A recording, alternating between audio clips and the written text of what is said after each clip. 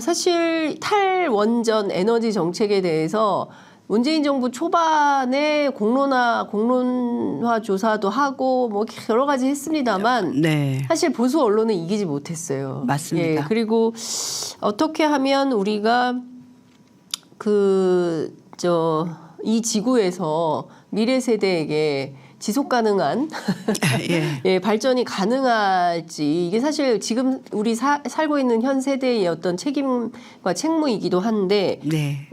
이게 좀 어떻게 해야 되는지 참 걱정입니다. 지금 보면 뭐 원자력 최대 강국 뭐 네. 이런 걸 내세우고 있기도 하고요. 그 정부 바뀌니까 언론도 지금 혼돈의 KBS 저 방금 갔다 왔지만 혼돈의 도가니고 네. 이 원전도 마찬가지고 이게 지금 도대체 어디로 가는 건지 다른 건 몰라도 에너지 정책에 대해서는 정부가 바뀌더라도 최소한의 네. 일관성이 있어야 되는 거 아닌가요? 네. 사실은 정부가 바뀌면서 에너지 정책이 막 180도씩 바뀌니까 네. 이게 국가적으로는 굉장히 불행한 일이죠. 국민들도. 왜냐하면 에너지 정책이 사실은 뭐 100년 대계라고도 얘기하고 네. 지금은 온실가스 감축, 기후위기 대응과 분리해서 볼 수가 없는 문제이잖아요. 네. 그리고 또 뭐 원전에서 나오는 핵폐기물에 이런 걸 생각할 때 이게 환경 문제와 분리할 수 없는 문제인데 네. 지금 우리 그 윤석열 정부에서는 이 에너지 정책을 이념적으로 몰고 가면서 사실 이게 경제 이슈고 네. 그렇죠.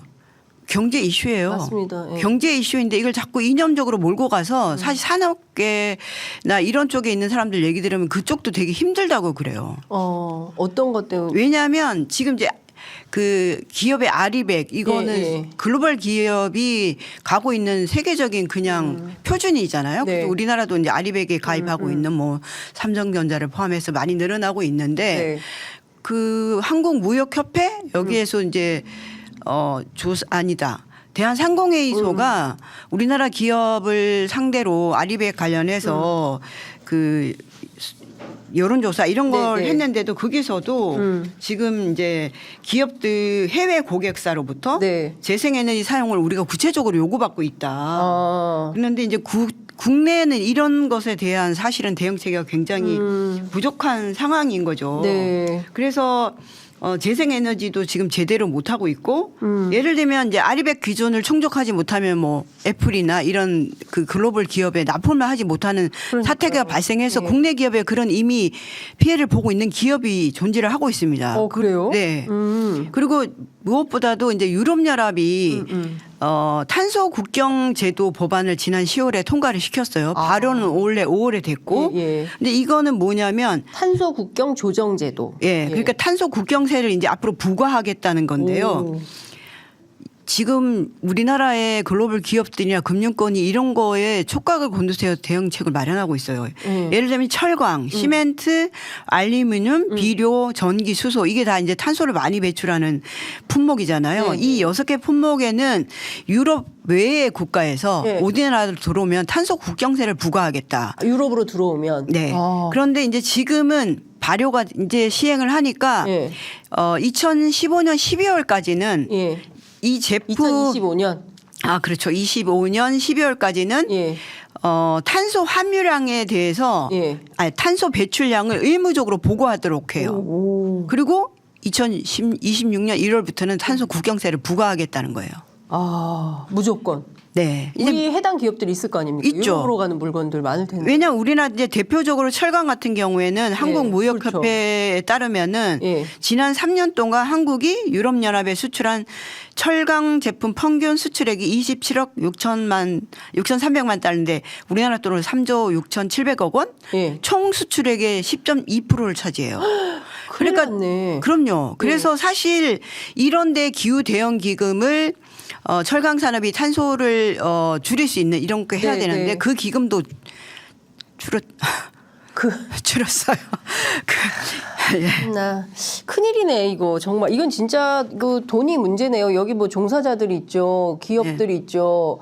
뭐 이런 거 어쨌든 탄소세를 얼마나 매길지는 모르겠지만 이 탄소 국경세가 또 높아지면 이것도 내느라고 또 다른 문제들이 그럼요. 일파만파 확산이 될 수밖에 없는 이런 상황인 건데 그러니까 사실은 이거는 이념 이슈가 아니라 경제 이슈라고 말하는 건 우리가 아니라 기업이에요. 기업하고 기업들. 금융권. 근데 진짜 지금 윤석열 정부에 대해서 말이죠. 저희들이 취재를 해보면 네. 뭐 이념을 강조하고 뭐 외교에 있어서 일본하고만 막 하려고 하고 미국하고 미국 일극주의 막 하고 있잖아요. 네.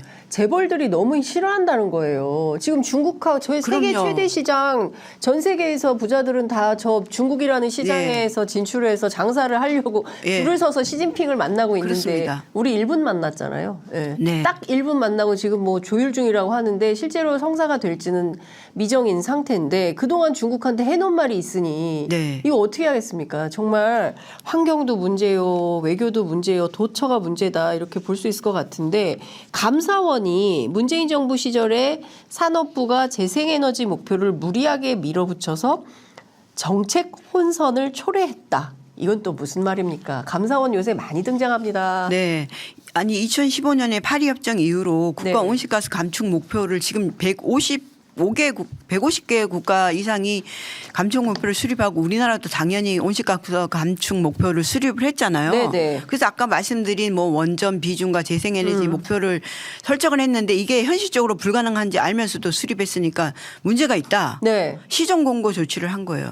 아니 국가가 온실가스 감축 목표를 하면서 재생에너지 확대 목표를 한 것을 문제를 삼는 것은 결국 현 정부가 정책을 변경하도록 혼선을 초래했다는 이유입니다. 진짜 어처구니가 없는데 이게 지금 정말 뭐- 이게 어처구니 네. 없다고밖에. 지금 KBS 사장님도 막 네. 사과했잖아요. 도대체 이거를 아니 그동안 신뢰도 계속 1위였어요. KBS가 네, 네. 언론 수용자 조사에서 언론재단이 하는 공식적인 조사입니다. 근데 뭐 신뢰도가 떨어졌다고 막 주장해요. 그러니까 결과적으로는 이 정부의 방향, 그러니까 윤석열 대통령만 바라보고 계신 분들이 있잖아요. 예. 오로지 윤심. 네. 예, 그 윤심 호소인들이 도처에서 이런 말도 안 되는 일을 하면서 그야말로 정부 정책을 교란시키고 있다 이런 비판을 할 수밖에 없을 것 같습니다.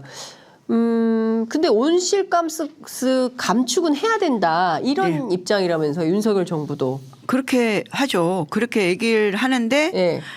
국회 예산정책처가 발간한 2024년도 온실가스 감축 인지 예산서 분석을 보면 네. 이제 정부가 국회에 제출을 했을 거 아니에요? 네. 근데 2024년 이 온실가스 감축 인지 예산안이 지난해 대비 1조 52억 원 감소를 해서 깎았어요. 네, 8.5% 감소한 걸로 나타났습니다. 온실가스 감축은 해야 된다고 말은 하면서 네. 또 관련된 예산은 깎아요. 네. 그 1조 원 이상 감소했습니다. 무슨 이모티콘도 아니고 말이죠. 네. 언행 불일치 이모티콘인가요? 계속 이렇게 하면 말이 됩니까? 이렇게 하고 정책 혼선을 초래했다고 지난 정부 정책을 야. 비방하고 비판하고 있죠. 아, 참 답답한 일이 계속 벌어지고 있습니다. 기후 대응 기금에서 연구개발 예산은 또 왜 깎은 거예요?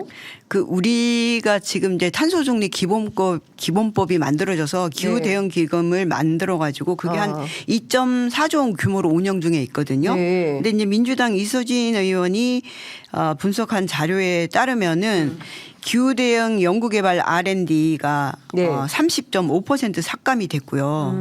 그러니까 이건 내년 기후 대응 기금 총액 2조 4,158억 원에서 네.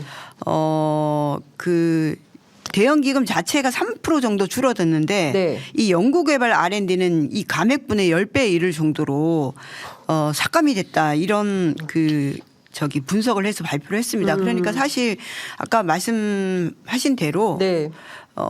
말과 실제 예산 적용에 다르고 특히 이제 이 R&D 삭감되는 예산 중에는 아까 얘기한 철강 분야 네. 탄소 중립 관련 R&D 예산이 26%나 삭감이 됐어요.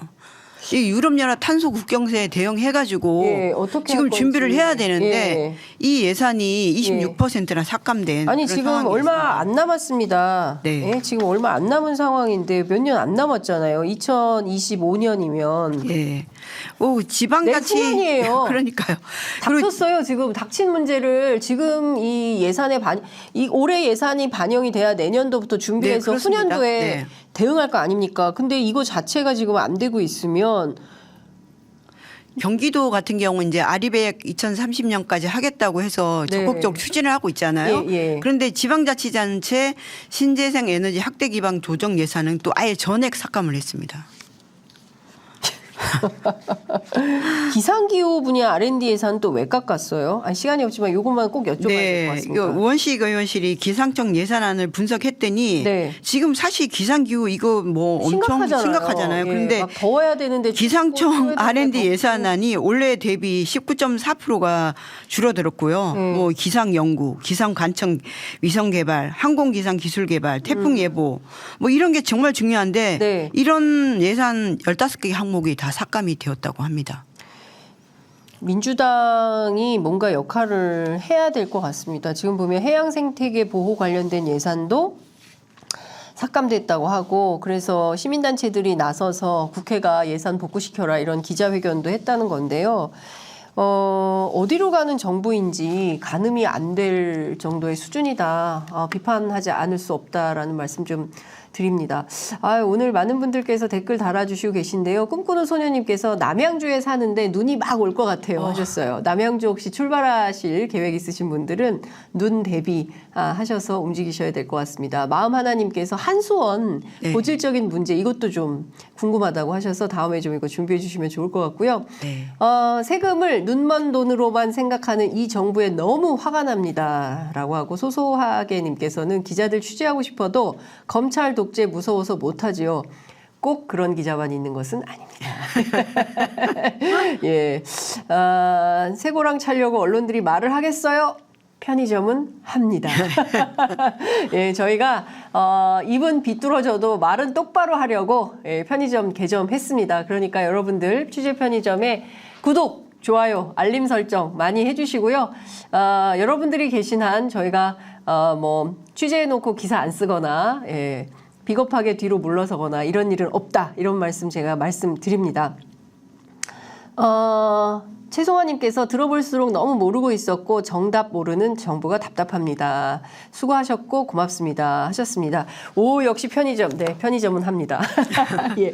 오늘 시간이 없어서 오늘 말씀 여기까지 듣고요. 다음 주에도 뵙겠습니다. 고맙습니다. 감사합니다.